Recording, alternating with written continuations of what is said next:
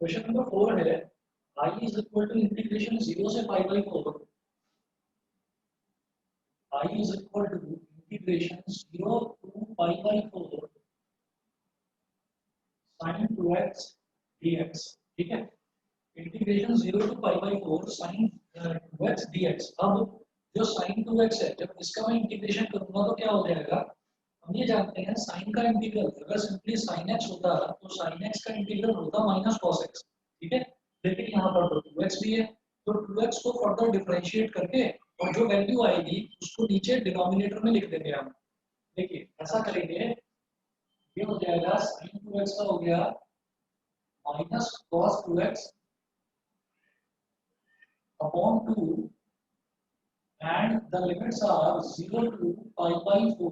अब माइनस और ये 2 ये कॉमन ले सकते हैं, तो माइनस 1 अपॉन 2 आप बाहर निकाल दीजिए, माइनस 1 अपॉन 2 हो गया और cos 2x हो गया 0 to pi by 4। तो ये मेरे पास आ गया minus 1 upon 2 cos 2 into pi by 4 minus cos 2 into 0। ठीक है, ये वैल्यू है, मतलब अपर लिमिट डालेंगे पहले x की जगह, फिर लोअर लिमिट डाल देंगे, तो ये हमारे पास आ जाएगा माइनस 1/2 और 2 1 जा 2 2 2 जा 4। तो cos π/2, cos π/2 क्या होता है, cos 90, cos 90 की वैल्यू होती है 0 माइनस ये बन गया cos 0, cos 0 की वैल्यू होती है 1, ये आ गया 1। 0 minus 1 is minus 1, minus 1 getting multiplied by minus 1/2 is plus का 1/2। बताइए समझ में आ गया। क्वेश्चन नंबर 4 तो क्लियर हो गया होगा, बताइए। यस सर आ गया। ठीक है, अब इसके बाद आप देखिएगा अगला है क्वेश्चन नंबर 7। क्वेश्चन नंबर 7 में है integration of tan x। Question number 7 है I is equal to integration 0 to pi by 4 tan x dx। Integration 0 to pi by 4 tan x dx, और tan x का इंटीग्रेशन क्या होता है, log mod sec x। ठीक, तो ये हो जाएगा log mod sec x।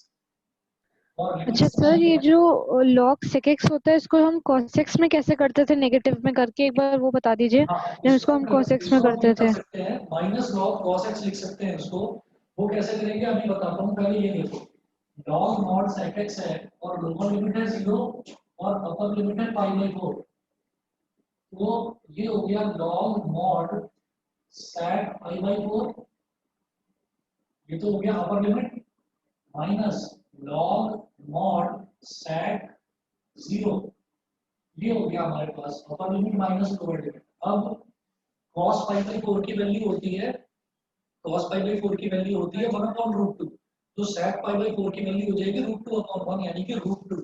तो ये हो जाएगा log mod √2 माइनस cos 0 की वैल्यू 1 होती है तो sec 0 की वैल्यू भी 1 ही होगी, ये हो जाएगा माइनस log mod 1, और log 1 की वैल्यू होती है 0, log 1 0 होता है तो ये पूरा 0 हो गया, तो मेरा इसका आंसर आ रहा है log mod 2। ठीक है, ये आप आंसर चेक कर लेना। अब ये बताते हैं कि अगर ये log मतलब tan x का इंटीग्रल मैंने sec की टर्म्स में निकाला, अगर cos की टर्म्स में निकालना होता तो क्या करते हैं, ये हमारे पास है log mod sec x। हाँ जी बताइए सर बुक के पीछे वो दिया है, मेरा भी यही आ रहा है log mod बुक में root कुछ और है क्या? सर बुक में 1/2 log। ठीक है अभी बता रहा हूँ, देखिए क्वेश्चन नंबर 7 है 7.9 का क्वेश्चन नंबर 7, एक मिनट रुकिए। 7.9 का क्वेश्चन नंबर 7 पीछे दे रखा है 1/2 log 2। ठीक है, ये हमारा भी सही है और पीछे भी सही है। देखिए इन्होंने क्या करा है, जैसे कि log जब हमारे पास आ गया ना mod 2, ठीक, तो mod 2 को बाहर निकालेंगे तो ये जो mod के अंदर वाली टर्म है ये हमारी पॉजिटिव है, तो पॉजिटिव वाली टर्म जब mod के बाहर आ जाती है तो वो पॉजिटिव ही होती है, हम इसको क्या बोलेंगे log √2, और √2 को मैं बोल सकता हूँ log 2 की पावर 1/2। और log की प्रॉपर्टी होती है कि जो भी उसकी टर्म की पावर में लिखा रहता है ना वो फ्रंट में आके मल्टीप्लाई हो जाता है। आपने डिफरेंशिएशन में देखा भी होगा, लॉगरिथमिक डिफरेंशिएशन में log a की पावर x क्या होता है, x log a, जो पावर में होता है वो फ्रंट में आ जाता है, तो ये हो जाएगा 1/2 log 2। ओके सर, ठीक है। तो हमारा ये यस आंसर सर। भी ठीक है, ये भी ठीक है, ये भी ठीक है, ये भी ठीक है, चारों ही ठीक है, कोई प्रॉब्लम नहीं है, किसी भी स्टेज पर आप आंसर छोड़ सकते हैं। ओके सर, ठीक है। समझ गए? अनिकेत क्लियर है ये? अनिकेत क्लियर है? यस यस सर क्लियर है। ओके ओके, अब जरा देखिएगा कि log mod sec x है, तो sec x को मैं क्या लिख सकता हूँ, 1 cos x, इसको मैं लिखूंगा log mod 1 cos x, मैं ऐसे लिख सकता हूँ इसको। अच्छा, mod a mod b का मतलब क्या होता है, या mod a b का मतलब क्या होता है, mod a mod b, तो मैं इसको लिख सकता हूँ log mod 1 mod cos x, हम ऐसे लिख सकते हैं इसको भाई। अगर मान लीजिए मेरे पास mod a अपॉन b है, तो मैं उसको लिख सकता हूँ mod a upon mod b। अब log a अपॉन b का फॉर्मूला क्या होता है, log a माइनस b, मैं इसको क्या लिखूंगा, log mod 1 minus log mod cos x। mod 1 का मतलब तो 1 ही हो गया, और log 1 क्या होता है 0, तो 0 minus log mod cos x। समझ गए? चले आगे,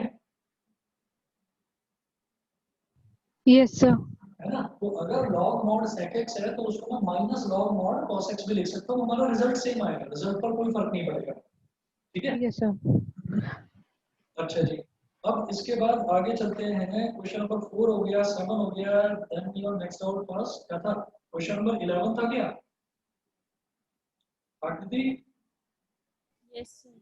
क्वेश्चन नंबर 11, क्वेश्चन नंबर 11 देखिएगा,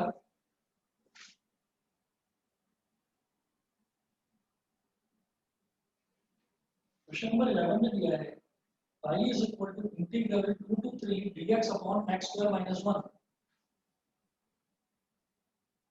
integration 2 to 3 dx upon x square minus 1। ठीक है, इसको क्या लिखेंगे बेटा, ये मिटा दो, यस सर। ये वाला नोट कर लिया था, ये भी बता दो, ये वाला। यस सर, कर लिया। ठीक है, अरे मैथ का एग्जाम कैसा हुआ तुम्हारा? सर ठीक हुआ। सही हो गया? हाँ जी सर। तो कैसा, सब्जेक्टिव था या ऑब्जेक्टिव था या मिक्स था? सर एमसीक्यू था सारे। अच्छा, तो मार्क्स कितने आए पता चल गए? मार्क्स नहीं सर, अभी नहीं पता चले। सही बता दो, या बताने लायक नहीं है? सर बता दूंगा सर, अभी नहीं पता चले, हाथ पैर नहीं पता चलते। अच्छा अच्छा, चलो ठीक है, चलिए ये हो गया dx upon x square minus 1, तो integration 2 to 3 dx upon x का स्क्वायर माइनस x का स्क्वायर माइनस 1 का स्क्वायर, तो ये मैंने ऐसे लिखा है। अब आप ये देखिए, हमारे पास 1 upon x square minus a square का फॉर्मूला लगा देंगे। 1 upon x square minus a square का फॉर्मूला होता है 1 upon 2a log mod x minus a upon x plus a। तो इसमें मैं लिखता चलूंगा, तो a यहाँ पर क्या है मेरे पास 1, तो 1 अपॉन 2a यानी कि 1 upon 2 into 1 log mod x minus a यानी कि x minus 1 upon x plus 1, और डेफिनेट इंटीग्रल कर रहे हैं तो प्लस सी लिखने की जरूरत नहीं है, स्क्वायर ब्रैकेट लगाकर, और लोअर लिमिट 2 और upper limit 3। 1/2 is a constant, तो इसको आप लिमिट से बाहर निकाल सकते हो, तो 1/2 कांस्टेंट है। अब आप वैल्यू डालें, अब ये बचा मेरे पास केवल, तो वैल्यू डालिएगा log mod 3 minus 1 upon 3 plus 1 minus log mod 2 minus 1 upon 2 plus 1। ठीक है, 1/2 log mod 2 upon 4 minus log mod 2 minus 1 कितना हो गया 1 अपॉन 3। अब यहाँ पर 2 1 जा 2, 2 2 जा 4। ठीक, और ये पॉजिटिव है, तो अब मॉड लगाने की जरूरत नहीं है, मॉड का रिजल्ट लेते हैं बस, मॉड का रिजल्ट तो पॉजिटिव आ जाता है, क्योंकि log 1/2 हो गया। log 1/2 माइनस log 1/3, ठीक है। अच्छा,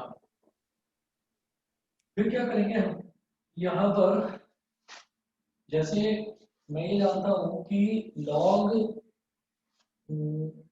a/b वो क्या होता है, log a/b को हम क्या लेते हैं, log a minus log b। इसका मतलब log a minus log b है, तो मैं इसको log a/b कर सकता हूँ। ये मेरे पास हो जाएगा 1/2 log 1/2 अपॉन 1/3। बता दीजिए ये समझ में आ गया? यस सर हो गया। बताइए आकर्ष, क्लियर है ये चीज? Yes sir. अब यहाँ पर क्या होता है, सबसे ऊपर वाला सबसे नीचे वाले से मल्टीप्लाई हो जाता है और ये बीच वाले आपस में मल्टीप्लाई हो जाते हैं। तो सबसे ऊपर वाला सबसे नीचे वाले से मल्टीप्लाई हो गया, तो ये हो गया 1/2 log सबसे ऊपर वाला सबसे नीचे वाले से, तो 1 × 3 हो गया 3 और 2 × 1 हो गया 2, तो log 3/2। आंसर पीछे बेटा यही आ रहा होगा, यही है सर। ठीक है। चलिए जी, क्वेश्चन नंबर 11। क्वेश्चन नंबर 11 के बाद कौन सा डाउट था बेटा, बताओगे? सर एक बार ना मेरे को 14th वाला भी पूछना है। 14 बता रहा हूँ, क्वेश्चन नंबर 14 देखिएगा। अनिकेत, तुम्हारे कोई डाउट्स हैं? नहीं सर। सर 14 के बाद एक बार 17 भी बता दीजिएगा प्लीज। अभी बता रहा हूँ, पहले 14 फिर 17।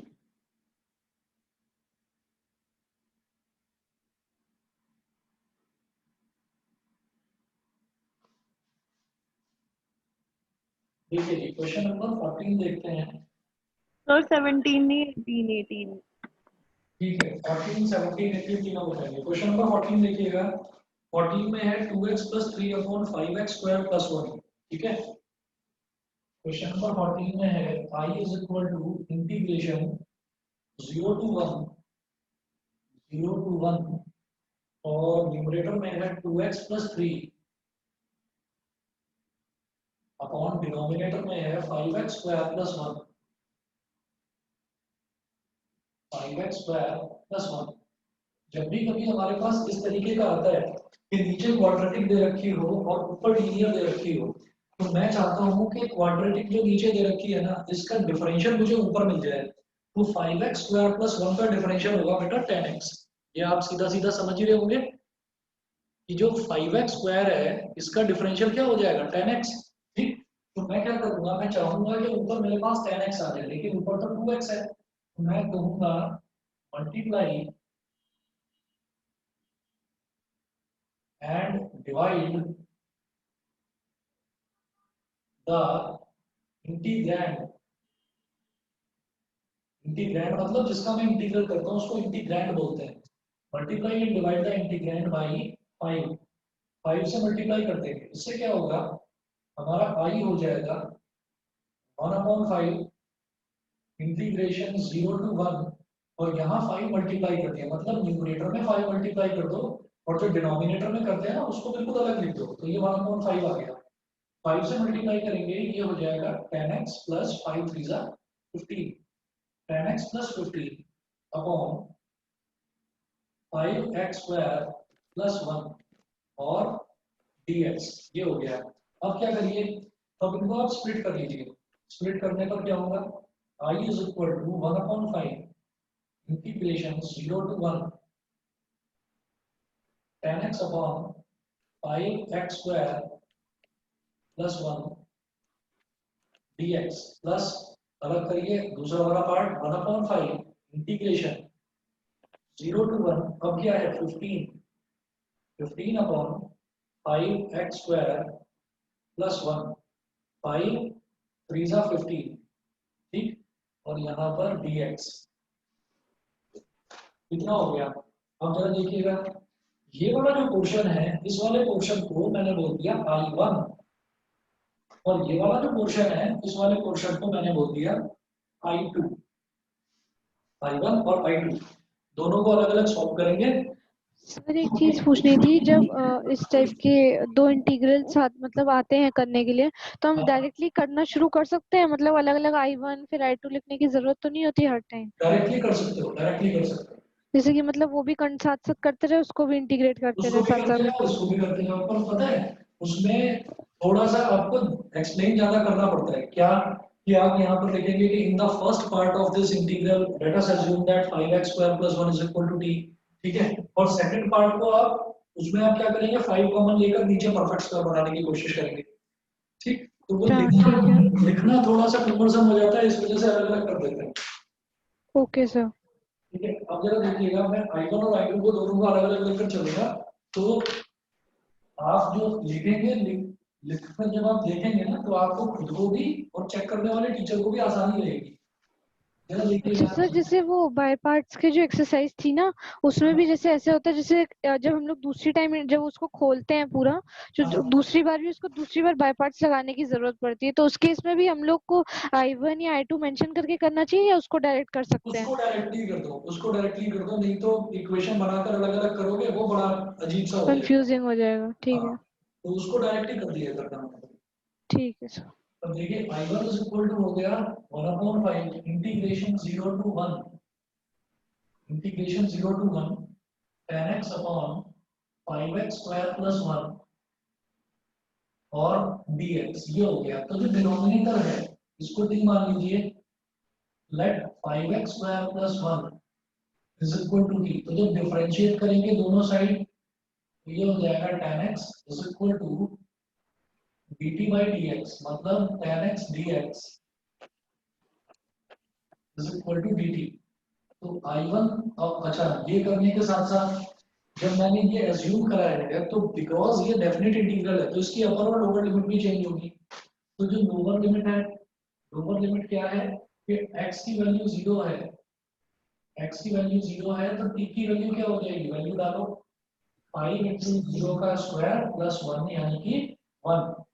तो लोअर लिमिट हो सब्स्टिट्यूट जाएगा। जैसे हम जब भी इंटीग्रेट सब्स्टिट्यूट करने करते के हैं बाद, तो लिमिट्स भी चेंज करते हैं। और नहीं आप सर, कहो जैसे हम वैल्यू डाल के फिर उसको वही वाली वैल्यू से करें तो, जैसे तो जब भी हमने कोई इंटीग्रेट कर दिया। तो भी कोई दिक्कत नहीं है, तो भी कोई दिक्कत नहीं है, तब भी रिजल्ट सेम ही आता है, ठीक है। वो लास्ट में करना पड़ेगा, लेकिन मैं आपको सजेस्ट कर रहा हूँ कि आप लिमिट पहले से ही चेंज करके चलो, ठीक है।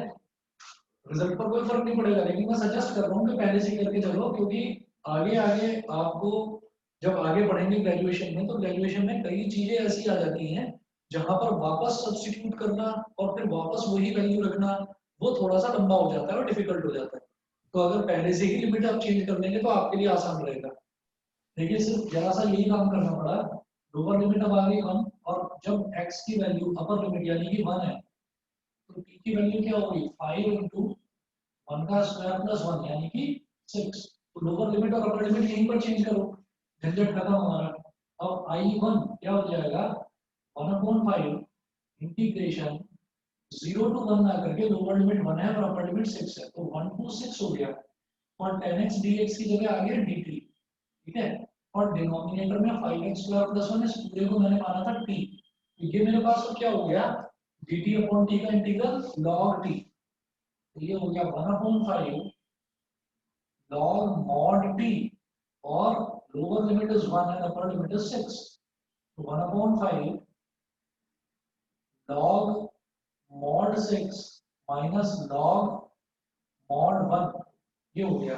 अब log 1 कितना हो गया, 0, और log mod 6 को हम सिंपली log 6 लिखेंगे, तो ये हो गया log 6 अपॉन 5। बताइए जी, I1 तो क्लियर हो गया होगा सबको, यस। Yes sir. ठीक है जी। ये तो I1 हो गया। अब बात करते हैं I2 की। I2 में देखिएगा क्या करना होगा।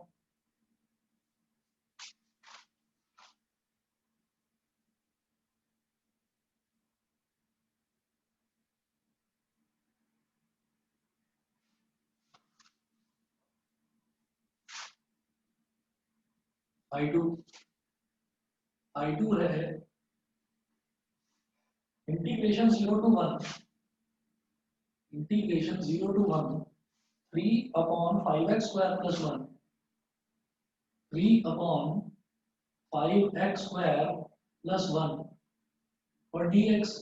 मैं जब भी देखता हूँ कि डिनोमिनेटर में मेरे पास x स्क्वायर वाला टर्म है, तो मैं ये चाहता हूँ कि उसका जो कोफिशिएंट है वो हमेशा 1 होना चाहिए। कोफिशिएंट 1 बनाने के लिए मुझे डिनोमिनेटर में से 5 कॉमन लेना पड़ेगा। 5 लेते हैं कॉमन, मैंने ले लिया 5 कॉमन और इधर से 3 को भी हटा दो तो 3 बाहर आ गया और 5 बाहर आ गया।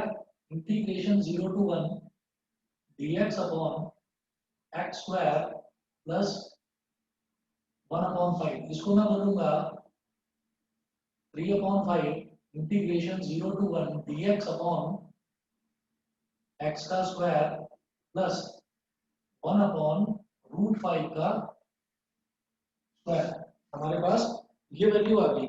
अब क्या करेंगे, अब ये हमारे पास क्या बन गया, ये बन गया 1 upon x square plus a square और इसका फॉर्मूला होता है 1 upon a tan inverse 1 upon a tan inverse x upon a. तो ये 3 upon 5 is as it is और ए क्या है 1 अपॉन रूट 5, तो 1 अपॉन ए यानी कि 1 upon root 5, 1 upon a tan inverse x upon ए यानी कि x अपॉन 1 अपॉन रूट 5, ये वैल्यू हो गई। और लिमिट क्या होगी, लिमिट होगी 0 से 1, 1 अपॉन रूट 5 का मतलब हो गया रूट 5 और उसको हम बाहर ले लेंगे तो ये हो गया 3 रूट 5 अपॉन 5 और tan inverse x upon 1 upon root 5, तो यहाँ पर भी रूट 5 ऊपर आ जाएगा यानी कि tan इनवर्स रूट 5x और लिमिट 0 से 1। देखिएगा 3 root 5 upon 5 tan inverse x की जगह 1 डालिए तो ये हो गया tan inverse root 5 minus x की जगह 0 डालिए तो tan इनवर्स 0 और tan इनवर्स 0 0 ही होता है। तो ये सिर्फ इतना आ गया मेरे पास 3 root 5 into tan inverse root 5 upon में 5, ठीक है। और ये I2 आ गया, therefore I is equal to I1 plus I2, तो I1 कितना है log 6 अपॉन 5 प्लस I2 कितना है 3 root 5 tan inverse root 5 upon 5। तो अलग अलग फाइल में लिखकर आप कॉमनली एक डिनोमिनेटर भी इसका कर सकते हैं। बताइए जी पीछे आंसर एक बार मैच कर लो, सेम है। 14 का आंसर सेम है, बताइए 7.9 का 14 मैं देखूं, आंसर सही है। ठीक है ना। 7.9 का 14 log 6 अपॉन 5 बिल्कुल ठीक है आंसर। 14 के बाद आपका नेक्स्ट डाउट आया है 17, ठीक 17 देखते सर हैं। 16 भी है सर मेरा 16। तो 17 नहीं 18 है, 18 बस। नहीं 17 तो किसी ने बताया था, खैर चलिए छोड़िए, पहले मैं 16 सर देखता हूं। मेरा भी है, मेरा है। बता रहा हूं। शाश्वत कौन सा बता रहे थे 16? हाँ सर 16। ठीक है 16 देखिएगा।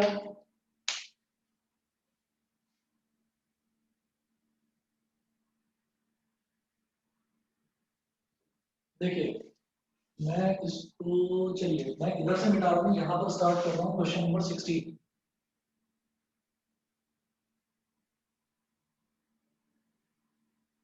ये समझ में आ गया सभी को, ये वाला जो करा है अभी क्वेश्चन? Yes sir. सर एक हिंट दे दीजिए, ये क्वेश्चन नंबर 16 में बाय पार्शियल फ्रैक्शंस होगा? बिल्कुल सही समझ रहे हो, question number 16 by partial fraction होगा। लेकिन पार्शियल फ्रैक्शन से पहले मुझे क्या करना पड़ेगा, एक बार इसको डिवाइड जरूर करना पड़ेगा क्योंकि डिग्री ऑफ न्यूमरेटर और डिग्री ऑफ डिनोमिनेटर दोनों सेम आ रहा है। समझ गए आप? ये अच्छा देखिएगा ठीक है सर। कि क्योंकि क्वेश्चन नंबर 16 में x square plus 4x plus 3 denominator में है और उसके फैक्टर्स बड़े आराम से हो रहे हैं, तो इस वजह से मैं इसको पार्शियल फ्रैक्शन से करूंगा। लेकिन न्यूमरेटर की डिग्री क्या है 2 है और डिनोमिनेटर की डिग्री वो भी 2 है, मतलब न्यूमरेटर में मैक्सिमम पावर 2 आ रही है और डिनोमिनेटर में भी मैक्सिमम पावर 2 आ रही है, तो वो सेम नहीं होनी चाहिए। न्यूमरेटर की डिग्री डिनोमिनेटर से सजेस्टेबल है कि एक कम हो तो बहुत बढ़िया, ठीक है। तो मैं इसको एक बार डिवाइड करूंगा, डिवाइड करने के बाद हम फैक्टराइजेशन करेंगे और फिर आपके लिए मुश्किल नहीं है क्वेश्चन। क्वेश्चन नंबर 16 देखिएगा, I is equal to integration 1 to 2 integration 1 to 2 5x square 5x square plus कुछ नहीं 5x square upon x square plus 4x plus 3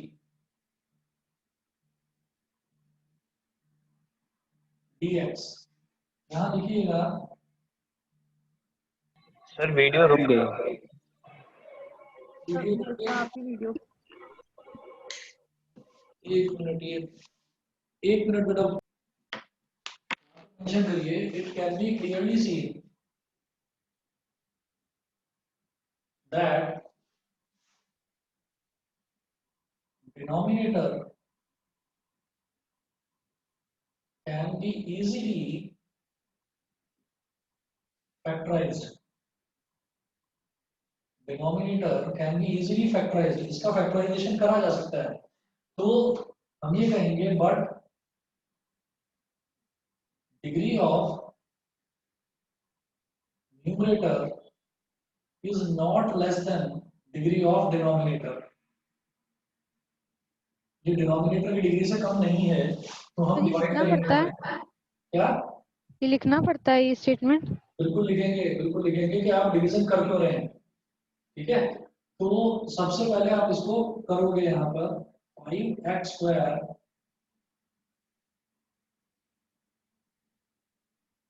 को डिवाइड करेंगे x square plus 4x plus 3 से। अब देखिएगा सबसे पहले x स्क्वायर है तो x स्क्वायर में क्या मल्टीप्लाई करोगे 5x स्क्वायर आ जाए 5, आपने 5 मल्टीप्लाई कर दिया तो 5 इंटू एक्स स्क्वायर कितना हो गया 5x स्क्वायर, 5 इंटू 4x कितना हो गया 20x प्लस का 20x, और 5 इंटू 3 कितना हो गया प्लस का 15। तो नीचे वालों के साइन चेंज हो गए माइनस माइनस और माइनस। 5x स्क्वायर से 5x स्क्वायर कैंसिल आउट हो गया, ये हो गया माइनस 20x और माइनस 15। हमारा तरीका क्या होता है इसको लिखने का, मैंने आपको बताया था हम क्या लिखते हैं quotient plus remainder upon divisor. Quotient plus remainder upon divisor ऐसे लिखते हैं इसको। तो सर मैंने 5 बाहर करके डिवाइड कर दिया, कोई दिक्कत तो नहीं है? मैंने x स्क्वायर से किया। दोबारा बताओ क्या? x स्क्वायर को मैंने 5 को बाहर ले लिया अच्छा कांस्टेंट को, हाँ और x स्क्वायर को ठीक है, डिवाइड किया। कोई प्रॉब्लम नहीं, ठीक वो हम भी 5 अभी बाहर ही लेंगे। चलिए ठीक, अब जरा देखिएगा ये मेरे पास आ गया I is equal to integration 1 to 2, और ये जो 5x square upon x square plus 4x plus 3 था इसको डिवाइड कर दिया मैंने, तो अब मैं इसको क्या लिखूंगा quotient plus remainder upon divisor. मतलब ऐसे 5 प्लस यानी कि कोशेंट प्लस रिमाइंडर कितना minus 20x minus 15 upon divisor x square plus 4x plus 3, x square plus 4x plus 3 और dx। ठीक है, अब इसको स्प्लिट कर दीजिए तो I is equal to integration 1 to 2, ये हो जाएगा 5 dx, तो इसमें 5 को बाहर ले लो, 5 इंटीग्रल 1 to 2 dx। फिर इन दोनों में माइनस है, माइनस तो दोनों में आ ही रहा है, माइनस के साथ साथ में इन दोनों में 5 कॉमन ले सकता हूँ, तो 5 कॉमन ले लो तो -5 और इंटीग्रेशन 1 to 2 क्या बचा ऊपर 5 को -5 कॉमन ले लिया तो 5 4 24x plus 3 upon x square plus 4x plus 3 जो है इसको क्या लिखेंगे x square plus 3x plus x plus 3। मतलब मैं फैक्टराइजेशन प्रोसेस स्टार्ट कर रहा हूँ। ठीक, उसके बाद देखिएगा ये dx का इंटीग्रल क्या हो जाएगा, dx का इंटीग्रल सिर्फ x हो जाएगा, तो dx का इंटीग्रल हो गया x और इसमें लिमिट 1 से 2 -5 इंटीग्रेशन 1 से 2, 5 इंटीग्रेशन 1 से 2, फिर इसको क्या लिखेंगे 4x प्लस 3 अपॉन ये क्या हो जाएगा, इन दोनों में x कॉमन लिया ब्रैकेट में बचा x प्लस 3, इन दोनों में 1 कॉमन लिया ब्रैकेट में बचा x प्लस 3 और dx। नेक्स्ट स्टेप 5, अब x की जगह पहले 2 डालो फिर x की जगह 1 डालो, तो 2 - 1 -5 इंटीग्रेशन 1 से 2 4x plus 3 upon x plus 1 into x plus 3 और dx 2 माइनस 1 कितना हो जाएगा 1 और 1 इंटू 5 क्या हो जाएगा 5। तो अब आप सिर्फ इतने वाले पोर्शन को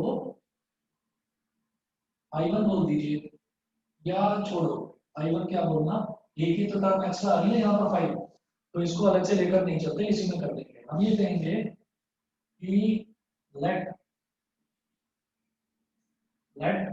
4x plus 3 upon x plus 1 into x plus 3 is equal to a upon x plus 1 plus b upon x plus 3। ठीक है ना, मैं इसकी पार्शियल फ्रैक्शन कर रहा हूँ। और अब मैं पार्शियल फ्रैक्शन क्यों कर पा रहा हूँ, उसका रीजन है। उसका रीजन क्या है कि अब देखो डिनोमिनेटर की डिग्री तो 2 है, x स्क्वायर है, लेकिन न्यूमरेटर की डिग्री 1 है, तो न्यूमरेटर की डिग्री डिनोमिनेटर से कम है, तो मैं कर पा रहा हूँ पार्शियल फ्रैक्शन। आप इसका एलसीएम लीजिए राइट हैंड साइड पर 4x plus 3 upon x plus 1 into x plus 3, ये हो जाएगा a into x plus 3 plus b into x plus 1 upon x plus 1 into x plus 3। इस पूरे डिनोमिनेटर से ये पूरा डिनोमिनेटर कट गया, तो ये हो जाएगा 4x plus 3 is equal to ax plus bx, मतलब b वाले टर्म क्या क्या हो गए, x वाले टर्म क्या क्या हो गए a प्लस b, और कांस्टेंट वाले टर्म क्या हो गए a इंटू 3 b इंटू 1, यानी कि 3a प्लस b। अब इनको आप कंपेयर करोगे कोफिशिएंट्स को, तो x का कोफिशिएंट यहाँ a प्लस b है, यहाँ x का कोफिशिएंट 4 है, तो क्या हो गया a plus b is equal to 4। फिर 3a plus b constant term है और इधर कांस्टेंट टर्म क्या है 3 है, तो 3a plus b is equal to 3 है। सब्ट्रैक्ट कर दो, ये माइनस ये माइनस ये माइनस, b से भी कट गया, a माइनस 3 ये कितना हो गया माइनस 2a, और 4 माइनस 3 हो गया 1, तो इसका मतलब a की वैल्यू आ गई माइनस का 1/2। ठीक है, a की वैल्यू जो आ गई माइनस का 1/2, और फिर इसके बाद में b की वैल्यू निकालेंगे।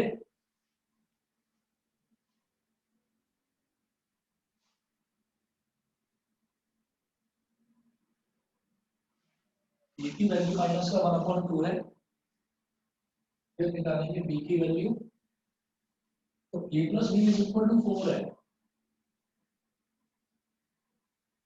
तो इसका मतलब b कितना हो गया 4 माइनस a, तो 4 माइनस माइनस 1/2, यानी कि 4 प्लस 1/2, 4 टू 8 प्लस 1, ये हो गया 9/2। Therefore I is equal to, अब ये वैल्यू यहाँ सब्स्टिट्यूट करिए, तो ये क्या था 2 माइनस 1 1 1 इंटू 5 तो हो गया 5, और ये माइनस 5 था माइनस 5, और इंटीग्रेशन 1 टू 2 ये तो अपनी जगह लिखेंगे ही, इंटीग्रेशन 1 टू 2, और ये वाली जो टर्म थी इस टर्म की जगह मैंने लिखा था a upon x plus 1 plus b upon x plus 3, तो a कितना आया माइनस 1/2, तो minus 1/2 upon x plus 1 plus b upon x plus 3, यानी कि 9/2 अपॉन एक्स प्लस 3 और dx। ठीक है, अब माइनस 1/2 तो कांस्टेंट टर्म हो गया, लेकिन 1/x प्लस 1 का क्या हो जाएगा इंटीग्रल log x प्लस 1, ऐसे ही 9/2 कांस्टेंट हो गया, और 1/x प्लस 3 का इंटीग्रल क्या हो जाएगा log x प्लस 3। ठीक है, तो मैं क्या करूंगा, ये हो गया मेरे पास 5 माइनस 5 और ब्रैकेट में minus 1/2 log mod x plus 1 plus 9/2 log mod x plus 3, और लिमिट 1 से 2 हो गई लिमिट। अब आप ये देखिएगा कि इसमें अपॉन में जो 2 है ये दोनों में आ रहा है, तो इसको तो बाहर निकाल दो, तो ये हमारे पास हो गया 5 माइनस 5/2, और फिर है माइनस लॉग, अब मैं लिमिट भी डाल रहा हूँ साथ साथ ही, ये पहला टर्म था माइनस लॉग 2 डाल दिया वैल्यू, तो log mod 2 plus 1 plus 9 upon 2 तो निकाल चुके हैं बाहर, 2 डाल के यहाँ पर लॉग मॉड 2 प्लस 3, ठीक इतना हो गया, ब्रैकेट को क्लोज करिए, माइनस अब lower limit minus log mod 1 plus 1, वही लोअर लिमिट x की जगह 1 डाल देंगे, और plus 9 log mod 1 plus 3, bracket close, पूरा ब्रैकेट क्लोज। अभी ये हो जाएगा 5 माइनस 5 अपॉन 2, 2 प्लस 1 मतलब 3 हो गया। अब 3 का मॉड क्या होता है, वो भी 3 होता है, तो ये हो गया माइनस लॉग 3 प्लस ये 9 है, तो 2 प्लस 3 कितना हो गया 5, 5 का मॉड वो भी 5 ही होता है, तो 9 लॉग 5, फिर माइनस माइनस हो जाएगा प्लस, तो प्लस लॉग 2, माइनस प्लस हो जाता है माइनस, माइनस 9 लॉग कितना 1 प्लस 3 4, ये हमने ब्रैकेट बंद कर दिया। इसके बाद मैं क्या कर सकता हूँ यहाँ पर, जैसे मान लीजिए माइनस लॉग 3 और प्लस का लॉग 2 है, 5 माइनस 5/2 लॉग 2 माइनस लॉग 3, इसको लिखा जा सकता है लॉग 2 अपॉन 3, लॉग 2 अपॉन 3। फिर है 9 लॉग 5 माइनस 9 लॉग 4, तो 9 कॉमन लेकर लॉग 5 माइनस लॉग 4 होगा, इसको मैं लिख सकता हूँ लॉग 5 अपॉन 4। देखिए या तो इतना ही दे रखा होगा आंसर, या फिर इन्होंने इसको थोड़ा और सिंप्लीफाई करा होगा। मैं एक बार आंसर देख लेता हूँ, 16 था नहीं, 7.9 का 16, समझ में तो आ रही है ना सभी को? Yes sir. 7.9 का 16 बिल्कुल यही आंसर है, 5 माइनस 5/2 और 9 लॉग 5/4, और इन्होंने लिखा है माइनस लॉग 3/2, हमने क्या लिखा है प्लस लॉग 2/3, वो एक ही बात है। अगर आप रेसिप्रोकल करेंगे तो माइनस का साइन आ जाएगा, हमने लिखा है लॉग 2/3 पॉजिटिव का, और उन्होंने क्या करा माइनस कॉमन ले लिया, तो माइनस कॉमन लेंगे तो लॉग 3/2 आ जाएगा, वो एक ही बात है। बताइए जी, यही आंसर है, सभी को क्लियर है क्वेश्चन? हाँ सर क्लियर है सर। इसके बाद लॉग वाली आइडेंटिटी भी लगानी है, लॉग m माइनस n वाली। कुछ नहीं कुछ नहीं, सही है, सफिशिएंट है इतना। भाई अगर ठीक। आप चाहो तो आप ये कर सकते हो, ये 9 है, ये वैल्यू बड़ी है, नहीं तो मैं क्या करता है इसको 9 को ना मैं log 5/4 की पावर में बिठा देता, ये पावर में आ जाता, पर ये वैल्यू बहुत बड़ी है, 5 की पावर 9 और 4 की पावर 9 करना बहुत बड़ा हो जाएगा, तो इट्स बेटर कि आप 9 को यहीं रहने, वो थोड़ा कॉम्प्लिकेटेड सा लगेगा, समझ गए? ठीक है। हाँ सर।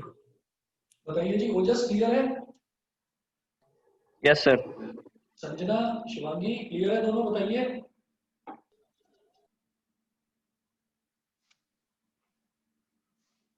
चलिए जी, इसके बाद कौन सा है, क्वेश्चन नंबर 17 पूछा था किसी ने, 17 तो कर लो भाई अपने आप। जैसे 17 है तो 17 में तीनों पार्ट्स को अलग अलग करना है, जैसे पहला है 2 sec² x, तो 2 तो अलग निकाल लो, और sec² x का इंटीग्रल क्या होगा 10x, फिर उसमें लिमिट डाल दीजिए 0 से π/4। फिर अगला है x³ का इंटीग्रल क्या होगा x की पावर 4/4, उसमें लिमिट डाल दो π/4 और 0। फिर अगला हो जाएगा 2 का इंटीग्रल क्या हो जाएगा 2x, उसमें भी लिमिट डाल दो π/4 और 0, तो तीनों को अलग अलग करके करना है। 17 तो हो जाना चाहिए, बताइए किसका डाउट था? सर मेरा 17 तो हो था। रखा है। 17 हो गया ना, छोड़ दो इसको, यस सर। ठीक है।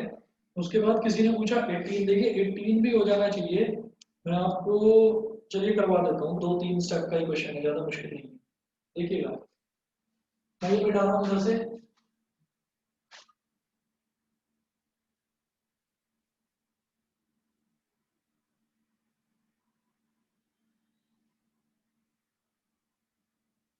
क्वेश्चन नंबर 18 देखिएगा।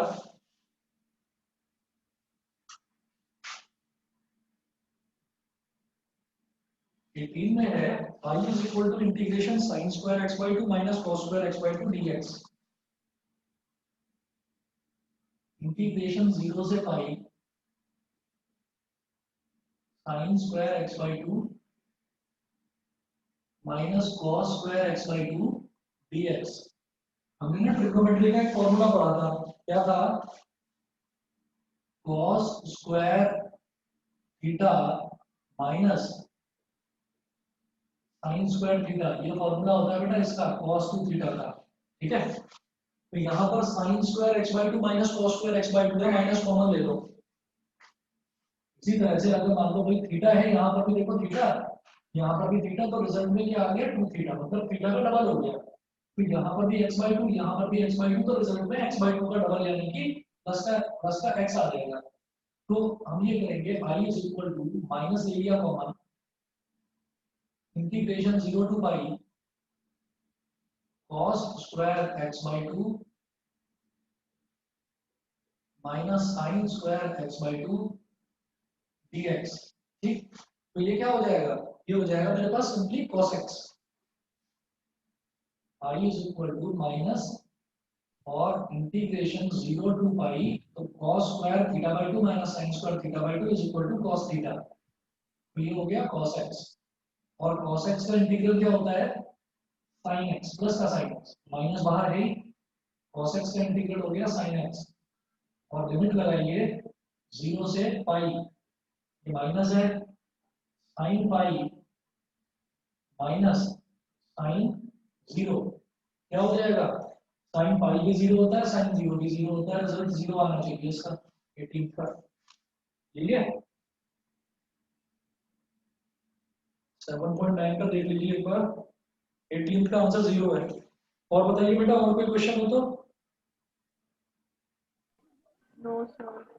ठीक है, चलिए जी, इसके बाद है हमारा नेक्स्ट जो है 7.10 है। 7.10 भी मैंने आपको बोला था कि कर लीजिएगा, सब्स्टिट्यूशन वाला ही है।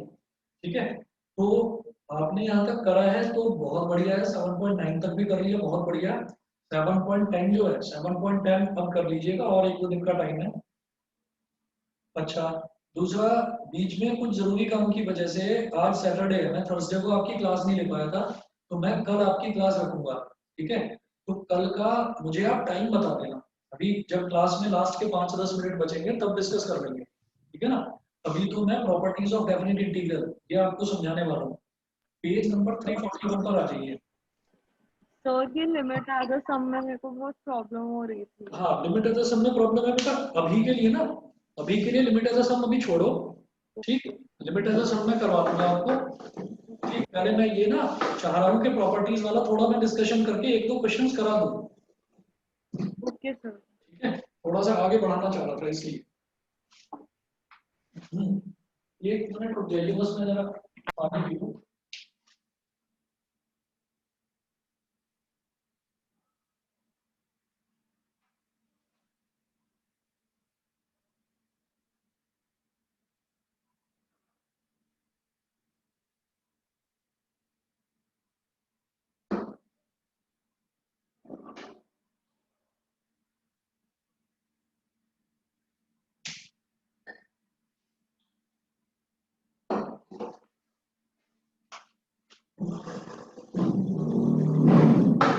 चलिए, अब पेज नंबर 341 पर टोटल 8 प्रॉपर्टीज हैं, लेकिन आपको दिखाई दे रहा होगा 7। तो अभी मैं बता देता हूँ, ये सारा मिटा दूं अगर हो गया है तो, सभी बच्चों ने नोट कर लिया है तो? Yes sir. ठीक है,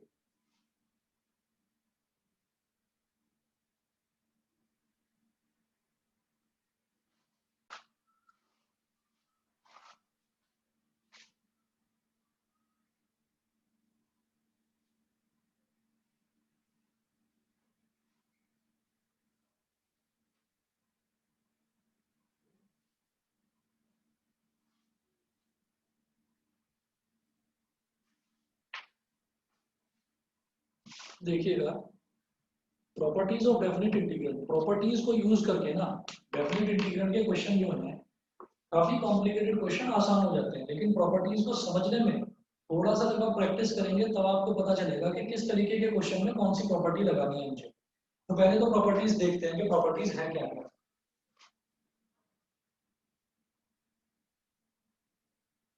properties of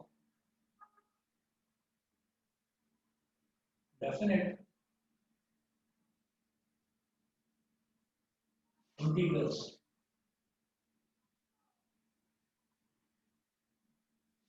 properties of definite integrals. अब इसकी जो प्रॉपर्टीज हैं, पहली प्रॉपर्टी को उन्होंने प्रॉपर्टी जीरो बोला है, की जीरो,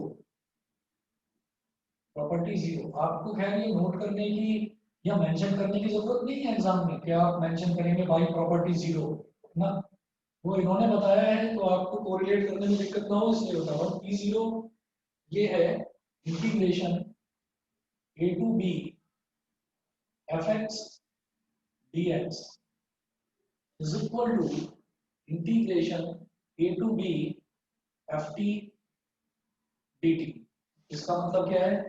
इसका मतलब ये है कि अगर मान लीजिए मेरे पास कोई भी एक फंक्शन लिखा हुआ है, फंक्शन है एफ एक्स, मान लीजिए एफ एक्स है, एफ एक्स को मैं बोल देता हूँ फॉर एग्जांपल आप मान लीजिए साइन एक्स है, integration of sine x D x, तो मैं उसको चेंज करके साइन टी डी टी लिख सकता हूँ, कोई दिक्कत नहीं है, ठीक है। एग्जैक्टली आपने क्या करा, आपने एक्स हटाकर टी लगा दिया, बस साइन एक्स डी एक्स लिखा हुआ है, आपने उसको चेंज करके साइन वाई डी वाई कर दिया, तो कोई फर्क नहीं पड़ता। तो ये चीज सिंपली ये है कि आपने बस अल्फाबेट चेंज करा है, कोई सब्स्टिट्यूशन नहीं है, सिर्फ आपने अल्फाबेट चेंज करा है। x dx, यहाँ पर x था, यहाँ dx था, x dx की जगह t और dt लिखा, तो आपकी जो लिमिट्स हैं, लोअर लिमिट और अपर लिमिट, इसमें किसी तरह का कोई चेंज नहीं आएगा। इसीलिए ये बिल्कुल आसान सी प्रॉपर्टी है कि आपने सिर्फ अल्फाबेट चेंज करना है, इसीलिए इन्होंने इसको प्रॉपर्टी जीरो बोल दिया। सर इसका कोई यूज होता है? इसका यूज होता है, इसका यूज होता है, आपको बताऊंगा, अभी क्वेश्चंस करेंगे और मिसलेनियस में भी है कई बहुत बढ़िया क्वेश्चंस, मतलब वो अगर पहले नहीं कर रखे हैं तो होंगे ही नहीं, दिमाग लगाना पड़ेगा काफी है। इसका यूज होगा, कभी कभी आता है, इसका यूज ज्यादा नहीं होता पर होगा, और अच्छे वाले क्वेश्चंस में होगा जो टफ वाले हैं। चलिए जी अगला देखते हैं। अगला है हमारा प्रॉपर्टी नंबर 1। इस प्रॉपर्टी को आप थोड़ा बहुत कोरिलेट कर पाओगे, हमने अभी एक दो क्वेश्चंस ऐसे देखे थे, ठीक है, हालांकि मैंने वो प्रॉपर्टी नहीं लगाई, लेकिन आप सब बच्चे वहां पर कंफ्यूज हुए थे, वो कंफ्यूजन भी दूर हो जाएगा। देखिए अगर मेरे को दे रखा है integration a to b f x D x, ठीक है, तो मैं इसको लिख सकता हूँ minus integration b to a f x D x, मैं ये लिख सकता हूँ इसको। इसका मतलब क्या है? इसका मतलब ये है कि आपने एक दो बार मेरे से पूछा था, जब हमने सब्स्टिट्यूशन में हमारी जब लिमिट चेंज हो गई थी ना, तो आपने पूछा था कि सर क्या ऐसा हो सकता है कि लोअर लिमिट छोटी हो और अपर लिमिट बड़ी हो? क्या ऐसा हो सकता है? ऐसा हुआ था एक दो क्वेश्चंस में, अगर आप रिकॉल कर पा रहे हैं, कि हमारा जो इंटीग्रेशन की लिमिट थी वो हो गई थी 6 से 2, शायद कुछ ऐसा था कि लोअर लिमिट 6 थी और अपर लिमिट 2 थी। तो आप कहेंगे क्या, आप कह रहे थे कि क्या ऐसा हो सकता है कि लोअर लिमिट छोटी बड़ी हो और अपर लिमिट छोटी हो? तो वो चीज यहाँ प्रॉपर्टी से आपको क्लियर हो जाएगी कि अगर ऐसा होता है कि लोअर लिमिट छोटी है और अपर लिमिट बड़ी है, तो लोअर लिमिट बड़ी और अपर लिमिट छोटी है, अगर ऐसा है तो क्या होगा, बाहर बस एक सिंपल माइनस का साइन आ जाएगा, एक नेगेटिव का साइन आ जाएगा। मतलब सिंपली अगर मुझे ए से बी लिमिट को चेंज करके बी से ए बनाना है, तो आप बी से ए बड़े आराम से बना सकते हैं, फंक्शन में कोई चेंज करने की जरूरत नहीं, बस बाहर एक नेगेटिव साइन लगा देना। और इसके बाद इन्होंने मेंशन कर रखा है एक और, कि अगर इंटीग्रेशन हमारा a से a है एफ एक्स डी एक्स, तो आप समझ ही जाएंगे कि इसकी वैल्यू 0 है।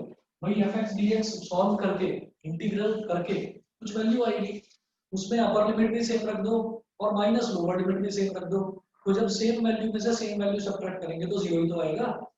तो अगर लिमिट हमारी a से a F x D x है तो उसका वैल्यू 0 आती है। हालांकि बहुत आसान सी चीज है, इसकी जरूरत भी कोई खास पड़ती नहीं, इन्होंने मेंशन कर रखा है तो बता दिया। चलिए प्रॉपर्टी नंबर 2 P2 ये देखते हैं, बताइए जी P0 P1 दोनों क्लियर है सभी को? हाँ सर। Yes sir. Yes sir. Aaradhya का? Yes sir. ठीक है जी। उसके बाद देखते हैं इंटीग्रेशन a से b F x D X, integration a से b F x D X, इसको हम ऐसे लिख सकते हैं इंटीग्रेशन a से c F x D X plus integration c से b F x D X. ये क्या है?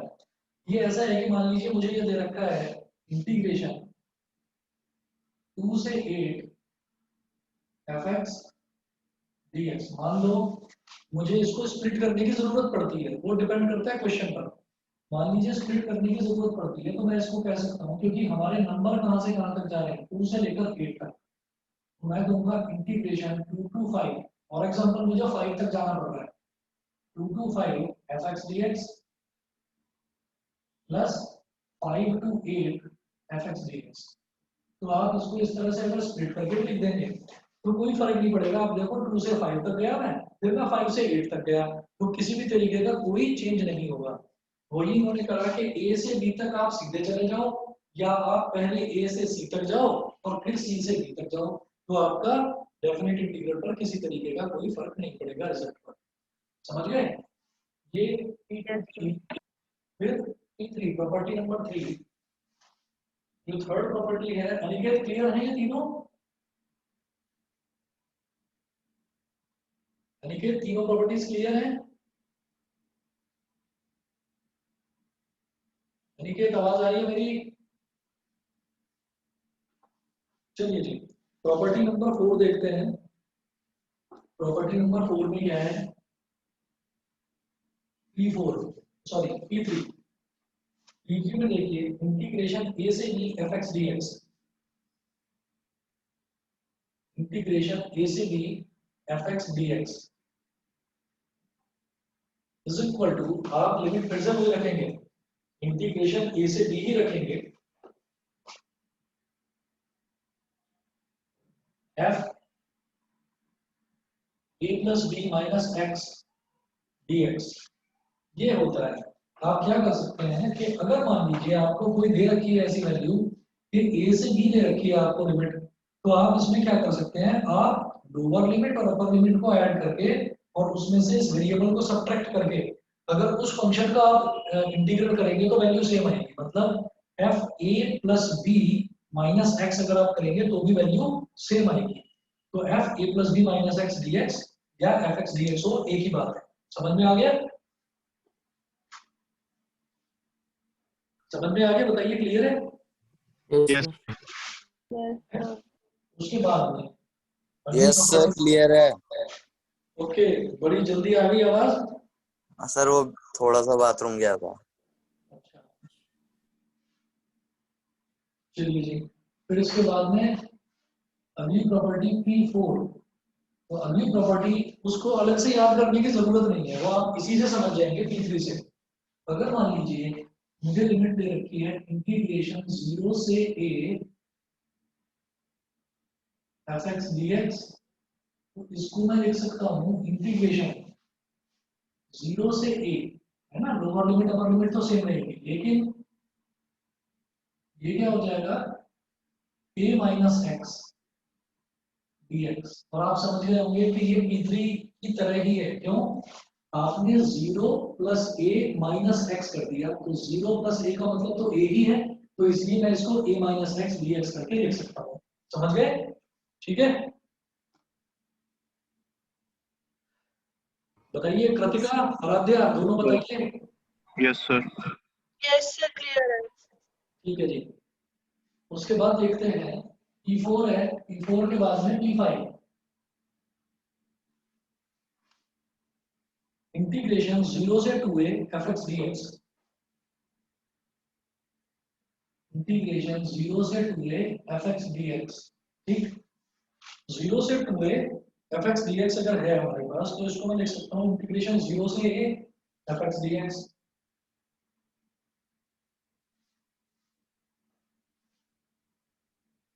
इंटीग्रेशन 0 से a fx dx plus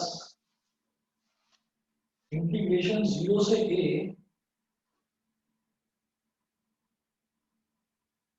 f 2a minus x dx। ठीक है, हमने क्या करा, इंटीग्रेशन 0 से 2a है, तो अगर मैं इसको आधा आधा कर दूं इसकी लिमिट्स को, ठीक, तो मैंने लिमिट को आधा आधा कर दिया, 0 से 2a को मैंने आधा कर दिया 0 से a, फिर अगला हाफ कर दिया मैंने वो भी 0 से a। ठीक, तो यहाँ पर तो मैं लिखूंगा fx dx, लेकिन यहाँ पर मैं क्या करूंगा, यही वाला फंडा ऊपर वाला 0 प्लस 2a माइनस एक्स, यानी कि 2a माइनस एक्स, ऐसे हम करेंगे। ठीक, तो इंटीग्रल 0 से 2a fx dx हो गया, इंटीग्रल 0 से a fx dx plus integral 0 से a f 2a minus x dx। अगली प्रॉपर्टी देखिएगा, अगली प्रॉपर्टी है P6। ये इंपॉर्टेंट है, अगली दोनों प्रॉपर्टीज P6 और P7। अगर इंटीग्रल 0 से 2a fx dx आता है, इंटीग्रल 0 से 2a fx dx अगर इस तरीके का कुछ है तो इसकी दो कंडीशंस बनेंगी। एक तो मैं इसको बोल सकता हूं ट्वाइस इंटीग्रेशन 0 से a fx dx, मतलब क्या हुआ, 0 से 2 है, इस 2 को हमने यहां लिख दिया आगे, ट्वाइस इंटीग्रल 0 से a fx dx। ऐसा हम कब करेंगे, if f 2a minus x is equal to fx, अगर f 2a minus x जैसे 0 plus 2a minus x, यानी कि अगर f 2a minus x मेरा fx के ही इक्वल आ जाता है, f 2a minus x अगर fx के इक्वल आ जाता है तो मैं क्या करूंगा, तो मेरा ये हो जाएगा 0 से 2a fx dx हो जाएगा, ट्वाइस 0 से a fx dx ये हो जाएगा। लेकिन इसकी वैल्यू हो जाएगी पहले वाली और इसमें फर्क, हाँ सर पहले और इस वाली में फर्क क्या हुआ? पहले और दूसरे वाली में फर्क क्या हुआ, पहले वाली में मैंने क्या करा, जैसे 0 से 2a है तो मैंने इसको दो अलग अलग हाफ्स में डिवाइड कर दिया, 0 से a इधर और 0 से a इधर, तो दो अलग अलग हाफ्स में डिवाइड कर दिया। यहाँ लिखूंगा सिंपली fx dx, लेकिन यहाँ लिखूंगा f 2a minus x dx। ये तो है कि अगर इंटीग्रल दे रखा है मुझे 0 से 2a, तो अगर मैं उसको दो अलग अलग हाफ्स में डिवाइड करना चाहता हूँ तो ये तो हो गया। लेकिन अगर 0 से 2a fx dx करके मैं एक काम करूंगा, मैं चेक करूंगा कि f 2a minus x, यानी कि जो भी यहाँ पर वैल्यू दे रखी है, अगर मान लीजिए यहाँ पर पाई दे रखा है और यहाँ पर sin x दे रखा है, तो यहाँ पर x है ना, sin के आगे x लिखा हुआ है, तो मैं sin pi minus x check करूंगा, अगर वो sin x के इक्वल है, अगर वो sin x के इक्वल है यानी कि fx के ही इक्वल है ओरिजिनल के, तो ये इस फंक्शन को लिखा जा सकता है 2 इंटीग्रेशन 0 से a fx dx, यानी कि 2 इंटीग्रेशन 0 से a fx dx ये कर देंगे, मतलब ये वाली जो वैल्यू है अपर वाली या हाफ हो जाएगी, ठीक। और अगर f 2a minus x करेंगे, अगर f 2a minus x ये माइनस fx के इक्वल आता है, ये सीधा सीधा 0 है, फिर ये सीधा सीधा 0 है। बताइए समझ में आ गया? दो कंडीशन लेकर चलेंगे, वो दोनों कंडीशन चेक करनी होगी। ये समझ में आ गया? चले आगे। सर तो कहीं ना कहीं अगर फिफ्थ वाली हम करते हैं तो हमें सिक्स्थ वाली तो ऑटोमेटिकली चेक करनी पड़ेगी ना? सिक्स्थ वाली तो आपको चेक करनी ही करनी है, सिक्स्थ वाली तो चेक करनी ही करनी है। कई बार ऐसा होता है कि मुझे ना दोनों को अलग अलग स्प्लिट करना ज्यादा फायदेमंद लगता है। जैसे मान लीजिए यहाँ पर 0 से पाई दे रखा है और मुझे लगता है कि चलिए मैं 0 से π/2 इधर कर लूं और 0 से π/2 उधर कर लूं, हाफ हाफ कर लिया, ठीक। तो वो जब आप क्वेश्चंस देखेंगे आपको चीजें अपने आप समझ में आने लगेगी। लेकिन जब भी आपको 0 से 2a वाली चीज दिखाई दे, पर्टिकुलरली 0 से पाई, पर्टिकुलरली 0 से 2 पाई, तो इन क्वेश्चंस में आप ये 2a minus x ये जरूर ट्राई करेंगे। ये ट्राई करने के बाद अगर आपको लगता है कि अरे आंसर सीधा ही 0 आ रहा है तो बहुत बढ़िया है, फिर अगर डबल करने में फायदा नजर आता है तो डबल कर दीजिए, और अगर डबल करने में फायदा नजर नहीं आता तो ये वाला काम कर दो। समझ गए? ठीक है सर। ठीक है। Yes, sir. और ठीक है। इसमें आप खुद देख लीजिए ये दोनों रिलेटेड भी किस तरीके से हैं। अगर सोचो अगर f 2a minus x fx के इक्वल है तो मैं इस f 2a minus x की जगह fx ही तो लिख दूंगा।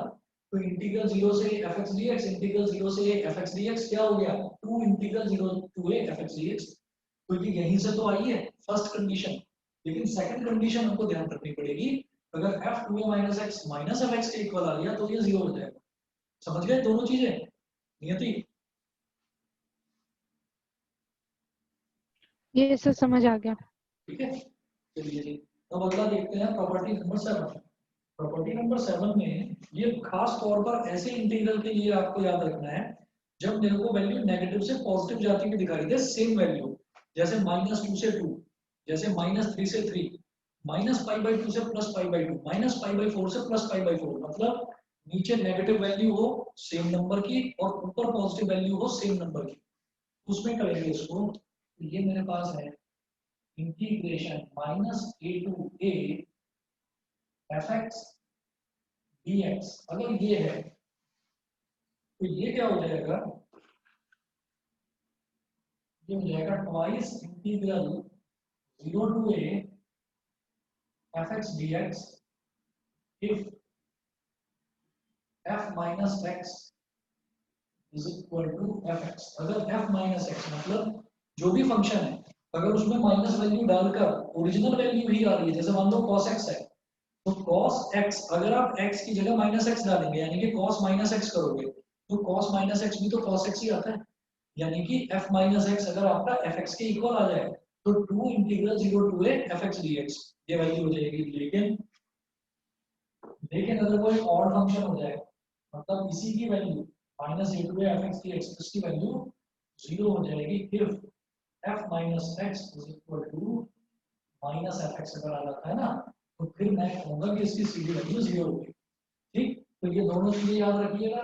यहाँ f 2a माइनस एक्स अगर माइनस एफ एक्स के बराबर आ रहा है तो 0, यहाँ पर अगर f minus x is equal to minus f x के बराबर आ रहा है तो ये 0। बताइए समझ गए? Yes sir. Yes sir. ठीक है जी। अब इसके बाद क्या करेंगे, इनके क्वेश्चंस देखेंगे जी। आप आ जाइए पेज नंबर 343 पर, एग्जांपल नंबर 30। 343 पर एग्जांपल नंबर 30। अब यहाँ पर क्योंकि मॉड वाला क्वेश्चन है तो मॉड वाले क्वेश्चन को डिफाइन किस तरीके से करेंगे ये समझना बेहद जरूरी है। मैं ये प्रॉपर्टीज मिटा रहा हूँ।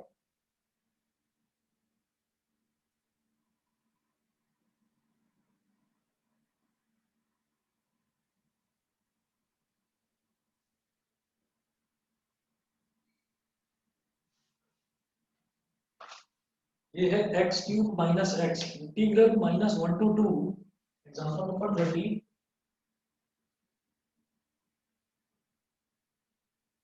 Integration minus 1 to 2 modulus of x cube minus x dx ये दे रखा है। तो ये जो एक्स क्यूब माइनस एक्स है क्या मैं इसके फैक्टर्स कर सकता हूँ? हाँ जी कर सकते हैं।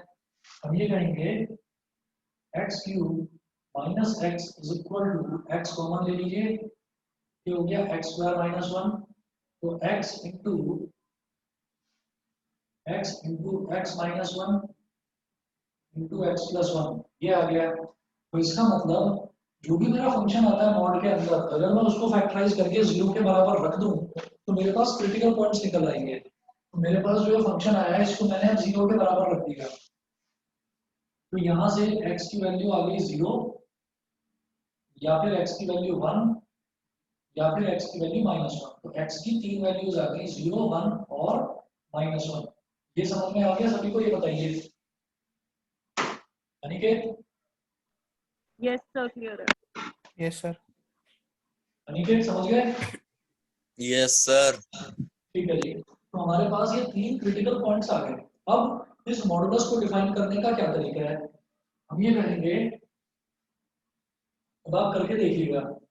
तीन क्रिटिकल पॉइंट्स का मतलब क्या है कि 0 से कम पर कुछ और 0 से ज्यादा पर कुछ और वैल्यू, 1 से कम पर कुछ और 1 से ज्यादा पर कुछ और वैल्यू आएगी और -1 से कम पर कुछ और -1 से ज्यादा पर कुछ और। तो कैसे करूंगा मैं? ये जो मेरे पास वैल्यू है ना इंटीग्रैंड इसको मैं बोल देता हूँ एफ एक्स। ये मेरे पास एफ एक्स हो गया। मैं क्या करूंगा f x is equal to x cube minus x. ये है क्रिटिकल पॉइंट्स है तीन। सर आपने मॉड नहीं कंसिडर किया? क्या? सर आपने मॉड को कंसिडर नहीं किया साथ हाँ में? मॉड है, mod x cube minus x है ना, ये हमारे पास हो गया एफ एक्स। अब मैं क्या करूंगा इसमें, मैं ये जानता हूँ कि मॉडुलस किस तरीके से डिफाइंड होता है। मॉडुलस ऐसे डिफाइंड होता है कि ये हो जाएगा minus of x cube minus x if x cube minus x is less than 0 and plus of x cube minus x if x cube minus x is greater than equal to 0। ये बता दीजिए, ये definition तो याद है mod x की? ये mod x क्या होता है? mod x is equal to होता है minus x when x is less than 0 and plus x when x is greater than equal to 0। याद है ये definition? Yes yes sir sir, याद है। ठीक है, वही चीज मैंने यहाँ पर लगाई है। अब उस फंडे को यहाँ अप्लाई करेंगे, और वो अप्लाई कैसे करेंगे कि हमको 3 क्रिटिकल पॉइंट्स पता है। वो क्रिटिकल पॉइंट्स कौन कौन से हैं? सबसे छोटा है -1, फिर है 0, फिर है +1। मैं इंटीग्रेशन कहाँ से कहाँ तक ले जा रहा हूँ? इंटीग्रेशन में ले जा रहा हूँ -1 से लेकर 2 तक। तो -1 जब क्रिटिकल पॉइंट है तो मैं -1 से छोटे के लिए तो देख नहीं सकता, क्योंकि मुझे तो -1 से ऊपर बढ़ना है। तो -1 से छोटे के लिए चेक करना जरूरी नहीं है, -1 से बड़े के लिए देखिए। -1 और अगला क्रिटिकल पॉइंट है 0। मतलब ये जो क्रिटिकल पॉइंट्स हैं इनको अगर मैं नंबर लाइन पर रिप्रेजेंट करूं तो ये ऐसे हो जाएंगे +∞, ये -∞, इधर -1, इधर 0 और इधर +1। तो आप -1 से छोटा आप नहीं ले सकते, -1 से छोटा, ठीक। -1 से बड़ा लेंगे तो -1 से बड़ी कोई एक वैल्यू ले लो, वो हो गई चलिए -0.5। तो मैं ये कहूंगा बिटवीन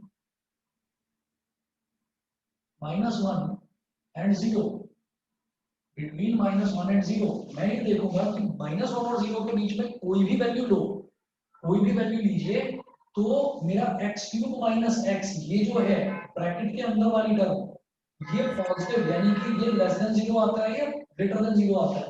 मैं ये कहता हूँ between -1 and 0 let x is equal to -0.5।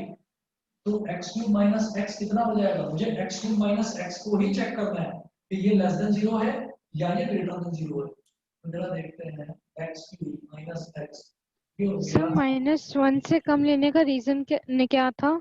Reason ये है कि मैं इंटीग्रेट -1 से 2 तक कर रहा हूँ, तो -1 से कम वैल्यू तो मुझे लेनी ही नहीं है। ठीक है सर, ठीक है। -1 से ऊपर उठना है मुझे, मतलब आगे चलना है। तो x³ - x कितना हो गया? -0.5 का क्यूब माइनस ऑफ -0.5। 5 का क्यूब क्या होता है? 5 का क्यूब होता है 125। तो 0.5 का क्यूब क्या हो जाएगा? 0.125। 0.125, लेकिन नेगेटिव है, नेगेटिव का क्यूब नेगेटिव आता है, और ये माइनस माइनस हो गया 10 का 0.5। 0.5 को मैं बोलूंगा 0.500। 0.500 में से 0.125 अगर सब्ट्रैक्ट करेंगे पॉजिटिव आएगा। It will be a positive value. ये पॉजिटिव वैल्यू होगी, इसका मतलब -1 से 0 के बीच में x³ - x पॉजिटिव आ रहा है। उसके बाद जरा देखो, -1 से 0 के बीच में हो गया, फिर आप देखेंगे 0 से 1 के बीच में, 0 से 1 के बीच में ये वैल्यू क्या आती है। तो मैं ये कहता हूं अगला देखो, between 0 and 1 let x is equal to 0.5। तो x³ - x कितना हो गया? 0.5 का क्यूब माइनस 0.5। 0.5 का क्यूब हो गया 0.125 माइनस 0.5, मतलब 0.500। 0.125 में से 0.500 सब्ट्रैक्ट करेंगे तो it will be a negative value. ये नेगेटिव वैल्यू आएगी, समझ रहे हैं ना? यस सर ठीक है, फिर अगला लेंगे, -1 से 0 के बीच ले लिया, 0 से 1 के बीच में ले लिया, -1 से उठकर कहां तक जाना है? 2 तक जाना है। तो इसका मतलब एक पॉइंट आप लास्ट में यहाँ पर 2 लोगे। अब मैं ट्राई करूंगा 1 से 2 के बीच में, between 1 and 2 let x is equal to 1.5। तो x³ - x कितना हो जाएगा? 1.5 का क्यूब माइनस 1.5। 1.5 का क्यूब क्या होता है बताएंगे? 15 का क्यूब क्या होता है? 3125। 1335। अच्छा 15 नहीं, मैं पूछ रहा हूँ, मुझे खुद कंफर्म नहीं है, देखता हूँ कैलकुलेटर पे करके। 15 का क्यूब 15 into 15 3375 3375 3375 3375। ये आ जाएगा हमारे पास 3.375 माइनस 1.500। ऑब्वियस सी बात है, ये बड़ा है ये छोटा है, वैल्यू क्या आएगी? पॉजिटिव। तो अब जरा fx को डिफाइन कर दीजिए। हमारे पास ये तीनों जो रेंजेस हैं आ गई, -1 से 0, 0 से 1 और 1 से 2। तो अब जरा आप डिफाइन करिए fx को। therefore fx is equal to, अब मैं जान गया हूं कि -1 और 0 के बीच में मेरा mod x modulus of x³ - x, ये क्या है, पॉजिटिव वैल्यू है। x³ - x पॉजिटिव आ रहा है, यानी कि mod x³ - x x³ - x हो जाएगा। मैं लिखूंगा यहाँ पर x³ - x when x is greater than equal to -1 and less than 0, greater than equal to -1 and less than 0। उसके बाद अगला, क्योंकि पॉजिटिव वैल्यू, क्योंकि ये आया था पॉजिटिव, x³ - x पॉजिटिव आया था, तो x³ - x will be positive, ये पॉजिटिव हो जाएगा। बताइए समझ गए कि नहीं? Yes sir. है ना। अगला देखिएगा, अगला मैं बोलता हूँ 0 से 1, तो 0 से 1 के बीच में x³ - x नेगेटिव आया था, x³ - x नेगेटिव आया था, यानी कि बाहर एक नेगेटिव साइन लगेगा, तो ये हो जाएगा minus of x³ - x when x is greater than equal to 0 and less than 1। ठीक है, याद रखिएगा, यहाँ पर जो लिमिट होती है ना, लिमिट हम इस तरीके से लेकर चलेंगे कि लोअर लिमिट इंक्लूड होगी, इसीलिए मतलब मैंने ग्रेटर देन इक्वल टू लिखा है। ठीक है, और जब एक लिमिट इंक्लूड होती है तो दूसरी इंक्लूड नहीं होती, तो इस वजह से 0 इंक्लूड नहीं हुआ। जब 0 यहाँ इंक्लूड नहीं हुआ तो 0 यहाँ इंक्लूड होगा। ठीक, तो 0 x greater than equal to 0 and less than 1, फिर 1 के आगे बढ़ेंगे, 1 से 2 के बीच में my value is again positive, ये आ गया x³ - x when x is, जब 1 को यहाँ इंक्लूड नहीं करा तो यहाँ इंक्लूड करूंगा, x is greater than equal to 1 and upper limit है, लास्ट लिमिट है 2, तो यहाँ पर लेस देन इक्वल टू ही लिखेंगे, लेस देन इक्वल टू 2। बताइए जी, फंक्शन क्लियर है? Yes sir. अब अगर फंक्शन क्लियर है तो अब मैं जब इंटीग्रल करूंगा, हाँ जी, नहीं आया समझ में? तो हमने ये लास्ट में 2 का मतलब लेस देन इक्वल टू क्यों करा है? वो लेस देन इक्वल टू यूं कर रहा है कि 2 पर आकर मेरा इंटीग्रल खत्म हो रहा है, तो 2 को इंक्लूड करना मेरी मजबूरी है। ओके 2 के आगे मुझे बढ़ना नहीं है, तो 2 तक तो जाना है, इस वजह से मैं लोअर लिमिट और अपर लिमिट इनको इंक्लूड जरूर करता हूँ। फिर जो बीच की वैल्यूज आती है, जैसे यहाँ इसको इंक्लूड करा तो इसको यहाँ नहीं करेंगे, इसको यहाँ करेंगे, फिर यहाँ 1 को इंक्लूड यहाँ नहीं करा तो यहाँ करेंगे, ऐसे करते हैं। ओके समझ गए जी? क्लियर है? Yes sir. ठीक है जी। अब इसके बाद में अब इस फंक्शन को मैं करूंगा, तो मैं यहाँ से ये मिटा रहा हूँ सारा, अगर आप नोट कर चुके हो तो मैं यहाँ से ये मिटा रहा हूँ। ये फैक्टराइज करके मैंने क्रिटिकल पॉइंट्स निकाले, क्रिटिकल पॉइंट्स निकाल के फिर मैंने फंक्शन देख लिया कि कहाँ से कहाँ तक रखना है। तो यहाँ पर जो हमारी प्रॉपर्टी है वो प्रॉपर्टी लगेगी ये वाली, जो P2 प्रॉपर्टी है, इंटीग्रल a से b fx dx is equal to a से c fx dx plus c से b fx dx। तो यहाँ पर मुझे कहाँ से कहाँ तक जाना है, -1 से 2 को मुझे स्प्लिट करना होगा 3 इक्वल इंटरवल्स में, -1 से 0, 0 से 1 और 1 से 2। मैं इन इंटरवल्स में स्प्लिट करके लिखूंगा।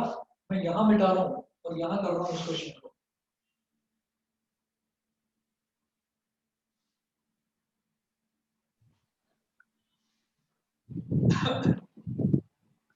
सर जैसे -1 से 0 का इंटरवल है, तो 0 तो ओपन में आ रहा है, लेकिन एनसीईआरटी में क्लोज्ड इंटरवल दे रखा है इसका। वो कोई दिक्कत नहीं है जी, वो कोई दिक्कत नहीं है। ये चीज जो आपको मैंने बताई है, ये चीज जो है ये एनसीईआरटी में गलत हो सकती है, लेकिन ये जो मैंने बताया है ये गलत नहीं हो सकता। इस पर मैं बहस कर जाऊंगा अच्छी वाली, तो इसलिए इसको छोड़ दो। ठीक, जो बताया है इसको नोट कर लो अच्छे से। वो इन्होंने गलत लिखा है कि दोनों तरफ 0 को इंक्लूड करा है। देखिएगा यहाँ तो पर सर है, ये तो फिर एनसीईआरटी में गलत लिखा हुआ, क्योंकि फिर 0 तो उसमें है ही नहीं, -1 से 0 में। ये चीज गलत है इसमें, ठीक है ना? अच्छा ठीक है, तो आप इसको ओके समझ सर। लो, इसको किसी दिन ढंग से समझाऊंगा आराम से। ये देखिए -1 से 0, जिस दिन सिलेबस से अलग हटकर कुछ करने का मन होगा उस दिन करेंगे इसको। देखिए जी, ये हो गया मेरा -1 से 0 के बीच में fx को मैं लिखूंगा x³ - x, x cube minus x dx plus अगला मेरे पास है 0 से 1, इसको minus x cube minus x लिखो या नेगेटिव को अंदर मल्टीप्लाई करो तो x माइनस एक्स क्यूब हो जाएगा।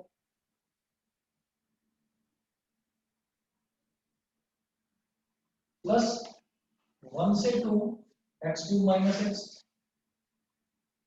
1 से 2 x cube minus x dx।